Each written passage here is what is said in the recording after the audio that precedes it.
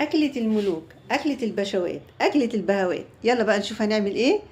عندنا هنا حاجة كده، أكلة مصرية عتيقة من زمان خالص، قديمة جدا، بس بصراحة تحفة. هنعمل كده البصل بتاعنا. هنقطع البصل، هتقطعيه بقى جوليان، هتقطعيه شرايح صغير اللي انت عايزاه. معلقتين نشا، معلقتين دقيق، وهنقلب بقى البصل بتاعنا بالشكل ده عشان القرمشة. الطريقة دي بتخلي البصل بتاعنا يفضل معانا. يعني انا البصل ده قاعد معايا يومين بسم الله ما شاء الله، مقرمش لحد اخر يوم. حمرناه بقى في زيت سخن بالشكل ده وطلعناه، حطيناه في مصفى. ما بنطلعوش على مناديل، بنطلعه في مصفى مفتوحه. عندي بقى هنا الشوربه بتاعتي دي، كانت شوربه بط عندي. قطعت صدر البطه وحطيته عليها كوبايه رز، واسيبها تغلي لما الرز يستوي. عندي هنا كوبايتين من اللبن، حطيت عليهم معلقتين من الدقيق.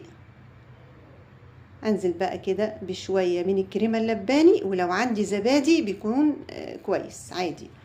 نزلت بقى على الشوربه بتاعتي اللي هي الرز والشوربه استووا. نزلت بقى باللبن بتاعي وقلبتها كده بالشكل دوت، وطلعت بقى بسم الله ما شاء الله يا جماعه تحفه، والطعم رائع. اكله الملوك، ويلا نعملها لاولادنا. ما تنسوش لايك وشير. السلام عليكم.